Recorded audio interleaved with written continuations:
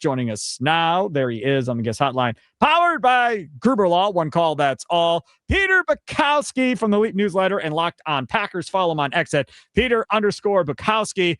I don't think you and I are going to get along today, and if we don't, that's we're going to be okay with each other. I'm fine with it.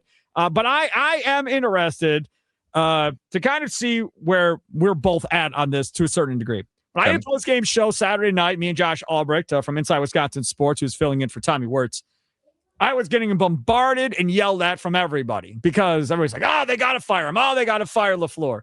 I kept saying, I was like, man, Ian Rappaport literally said, did not matter what happened in this game. They were going to extend him, and they wanted him for a long time. No way, they're keeping him, Sparky. You're an idiot. But okay, fine.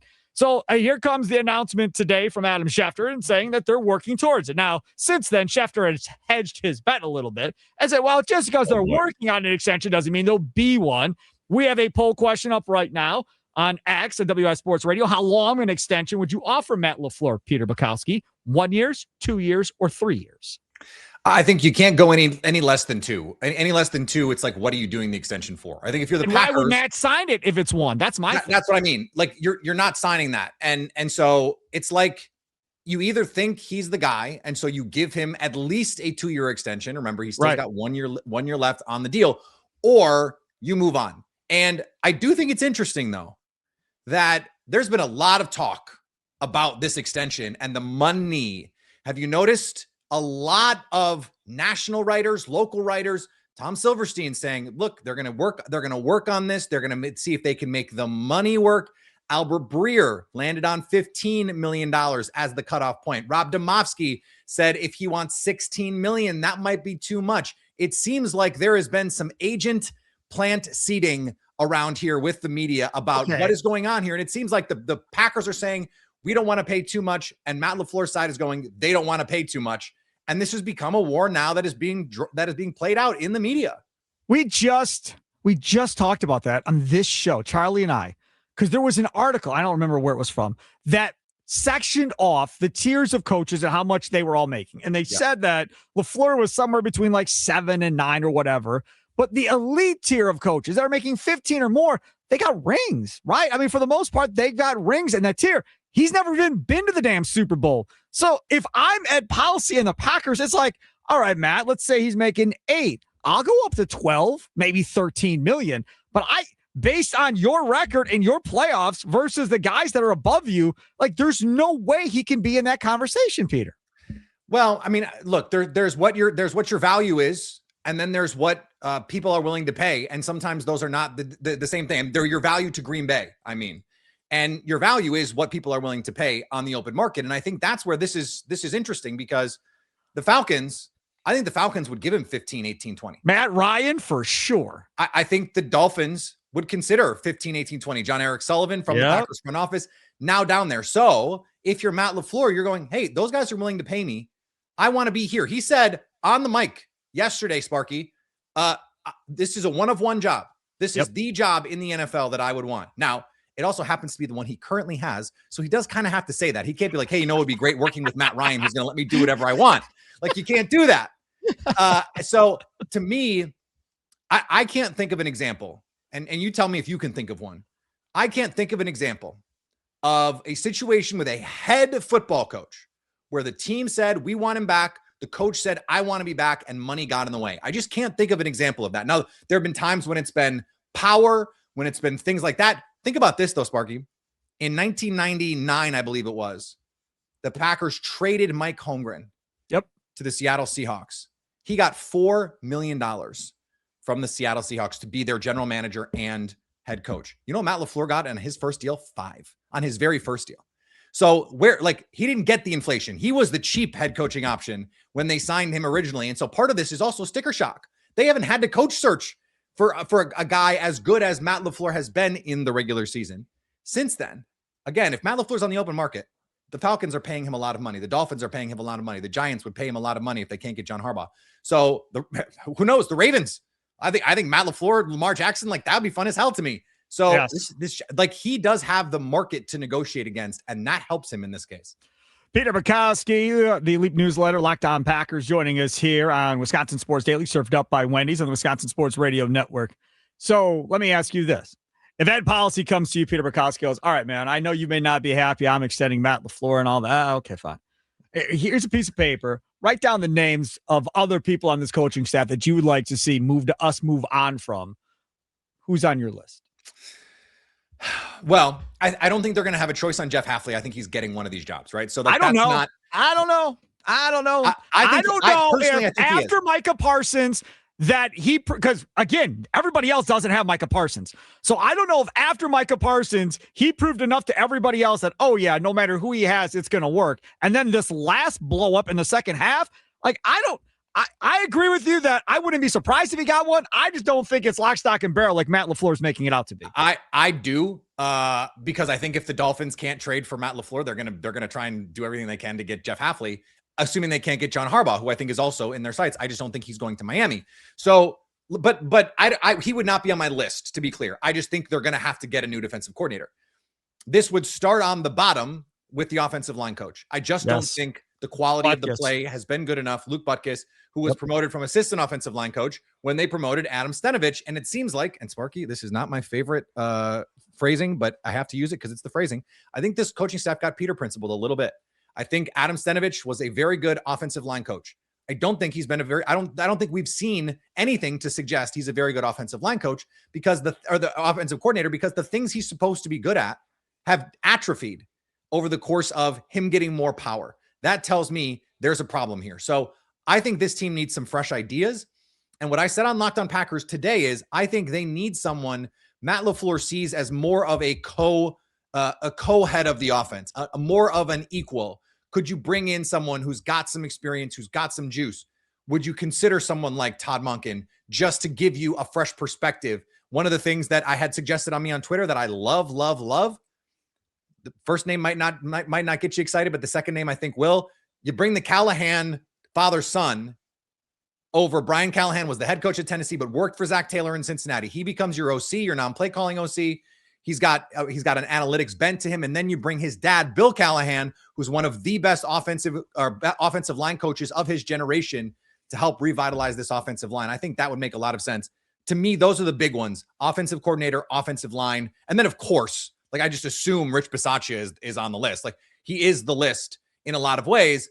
And so I don't have a good answer for who you're going to replace him with, but I think those are the three names that I can think of. And I said this on X before we knew anything about anything, that I said, regardless of who the head coach is, I think they're going to have a new OC, a new DC, a new offensive line coach, and a new special teams coordinator in 2026. I think, like, I'd be shocked if I don't go at least 3 for 4 on that. Okay. So I'll tell you what I said earlier in the show, which is this. They cannot, under any circumstances, I will not listen to any excuses that they have. They cannot allow McDaniel to get to Detroit to be OC. That absolutely cannot happen. And if that means he gets to be the OC and possibly call plays, then he gets to be the OC and possibly call plays, be associate head coach to LaFleur. LaFleur saved his butt and got him back into the NFL and vouched for him. So they're boys. There's not a trust factor there or an issue with trust between those two. I think he's going to get a head coaching job. But if he doesn't, you cannot allow him to go to Detroit. If he goes to Detroit, Peter Bukowski, this whole division's in a lot of trouble. Yeah, that would, yes. I've been talking to some Miami people this week because of the John Eric Sullivan thing, and then just getting a gauge on what they think the temperature is with Mike McDaniel there. And the universal response is just like, yeah, Mike McDaniel and Matt LaFleur together would be dynamic. It might be the kind of thing like in Kansas City, Matt Nagy has a lot of say in that offense with Andy Reid. Before that, Eric Bieniemy had a lot of say in that offense with Andy Reid. It's not, I don't think, out of the question for a very good offensive coach to say, I could use some help with this. I could use, and I don't remember if it was a year ago or 2 years ago, Matt LaFleur was asked, who are you watching? When you watch offseason tape, who are you watching? And he said, San Francisco and Miami. Well, that's Kyle Shanahan. That's Mike McDaniel. Yep. So Mike McDaniel does some really cool stuff with offense. He's someone who can bring a lot of fresh ideas. I actually think Matt LaFleur is a better game caller than Mike McDaniels, but it would be that, to your point, an infusion of ideas and, hey, what if we did this? What if we did this? I don't think he has enough people in his ear going, what if we did this? Or, hey, remember that play we called in the first half? We got to get back to that. Or that play that worked in practice. Remember there was that, I don't know if you saw the Go Long reporting that there was someone on the team last year said that, hey, in practice, there are these plays that work like gangbusters. And all of a sudden in the games, they're not getting called for whatever reason, to have a coach that you trust with Matt LaFleur to give you those ideas, like, hey, remember that play? I think he needs someone more like a peer in that spot. Isn't that supposed to be Bukowski on this staff? Isn't that supposed to be the guy? Isn't that is what he is supposed to be doing, Peter Bukowski? Yes. Isn't that why he's here? But maybe you need more than that. Like Luke Getsy was kind of inherited from Matt LaFleur, right? Like Luke Getsy's actually a Mike McCarthy guy. So they're not boys in the same way. It's not the same. It's not the same. Nathaniel Hackett, same thing. Like Nathaniel Hackett, was Matt LaFleur's first guy, but it's not like, I don't think he's someone that Matt LaFleur sees as a peer. Mike McDaniel is a peer. That's a different thing. So to your point, yes, go get him. But the problem is, I don't think they're going to want to pay the money to bring in someone like that unless LaFleur abdicates play calling. And frankly, I'm not sure I want that for the Packers. So it's tricky. It really is. If you told me, let me throw this at you. What do you think of, let's say Miami comes calling and they said, we'll give you the 11th overall pick. We'll give you a second rounder in 2027. And Mike McDaniel wants to come be the OC there, and Robert Saleh is going to be the head coach. What do you think? Done. That I do. I think that's is a very interesting conversation to me. Yes, done. I mean, that's a lot that's got to go right. But this is my point to you. There's no way they're coming here to replace their boy. No chance. But if he gets Robert traded Saleh somewhere where he's going to get $20 million a year, is you just sort of like good luck? Well, Saleh's got to be, they got to be on board with each other here. Because I don't think Saleh's taking this job to replace him without LaFleur going, that's cool, man. We're good. I don't know. And then how much are they going to pay Saleh? So they're going to pay Saleh less than they pay LaFleur at the end of the day? And how much is McDaniel going to, I mean, I don't know. This is the issue. This is why I think ultimately a deal gets done, is because all of the replacement, like the good contingency plans involve paying the same amount or more than what you'd have to just pay LaFleur. So the question, I think, if I'm Matt LaFleur, is this is really, to me, what it all comes down to. Are you willing to take a little less if, as part of the negotiation, you say, okay, let me take 13. I'm not taking $1 less than Ben Johnson's getting. Let me get 13, and let's set aside some of the money that would have otherwise been paid and pay some of these assistant coaches, because this has been a notoriously cheap franchise when it comes to paying assistant coaches. So you want Raheem Morris to come here and replace Jeff Hafley? I do. I think that would be a good hire. But if you want to get a good defensive coordinator, you're going to have to pay. Okay, Peter, I'll tell you who I want. You can have Raheem Morris. I don't think the defense physically gets any tougher. I don't think much changes. I want Jim Schwartz. That's who I want. Okay. You want nasty. You want physical. That you defense want in Atlanta was kicking ass by the end of the season. They love Raheem Morris. When I think Jim Schwartz, I think nasty, physical, super aggressive. You want somebody to fire up a locker room before a big rivalry game because LaFleur can't do it. Jim Schwartz probably is your guy, right? I mean, that makes a lot of sense to me. I would not be opposed to it. It would feel a little bit like the Mike Pettin hiring, where it's just sort of like you're trying to you're kind of grasping a little bit. I would like to find the next Jeff Hafley. I just don't know who that is. And we didn't know that Jeff Hafley was the next Jeff Hafley when he was hired. That was the first time I think Matt LaFleur showed he can find something off the beaten path, because he was nowhere near any list we were thinking of. There are some names out there. Christian Parker in Denver would be a name that I would have interest in. Jim Leonard, is that bridge burned? Remember, Matt LaFleur once upon a time essentially offered him the job. Yeah, there was a lot going on behind the scenes. I'm sure you heard some of the same things I did about why that did not happen. But that would be something that I think certainly would get Packer fans excited. I don't know if it would work, but any better than any other coaching hire. But I think there are good potential defensive coordinator hires out there, even if it is. I don't think Christian Parker would cost the world. I don't think Jim Leonard would cost the world, and I think they would be good fits for Green Bay. Talking Peter Bukowski, the Elite Newsletter, Locked On Packers podcast. Follow him on X at Peter_Bukowski. Let's talk about cornerback on this football team. Ugh, do we have to? How do you address it? What do you do? Because you have to fix it. Yeah. Well, do you? Because Brian Gutekunst didn't seem to think so before the year for some reason. Well, let's see what he thinks later this week when he talks. And maybe the fix is Micah Parsons plays 17 games in the playoffs. I mean, I would consider continuing the Trayvon Diggs experiment, just because why not? And you technically have him. I would have to look at the financials, and I'm sure there are ways they could finagle the contract. Yeah, that's a gigantic leap. They would have to figure out some type of renegotiation. Yeah, I think he understands he's not going to get that money on the open market. He was just waived from the Cowboys. So I'm sure they could figure something out there, but they have to bring in an infusion of outside corner talent. I think this could be one of those, like, they use their second and third round picks on corners, that kind of thing. The problem is most rookie corners, even if they turn out to be good players, most rookie corners stink. And so these are guys you need to play right away. I think you need to figure out, Nate Hobbs, can you play on the outside? Otherwise, I don't know what your utility is. I do still think there is value there with him. I think he's a good player. I think he was hurt all year, and I think that sucks. Yep. This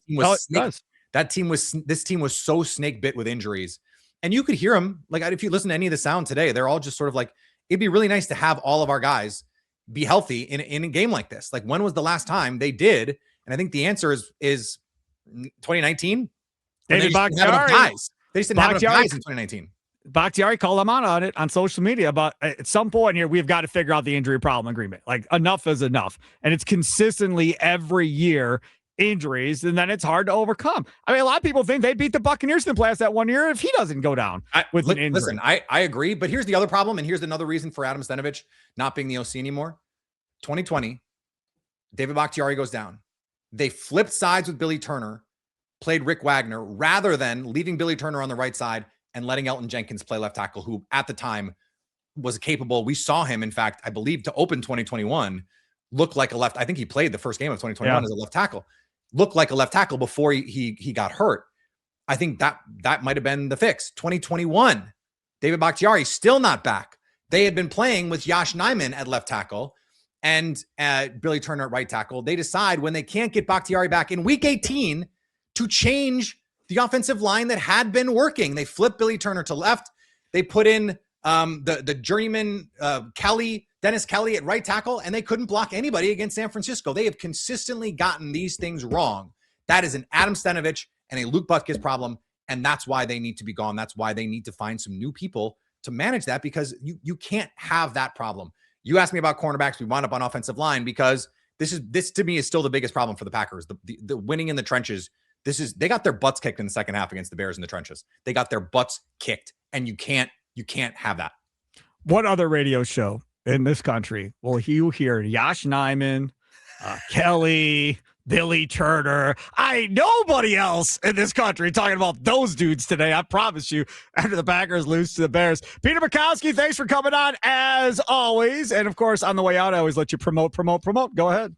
The Leap newsletter you mentioned, and Locked On Packers. We have a new cool thing called the Everydayer Club. Ad-free, Locked On Packers. There's a Discord server that you get access to. Locked On Packers fans there. It's a great time. LockedOnPackers.supercasts.com. It's a beautiful thing. Peter, enjoy the rest of your day. Thank you so much. Thank you. See you.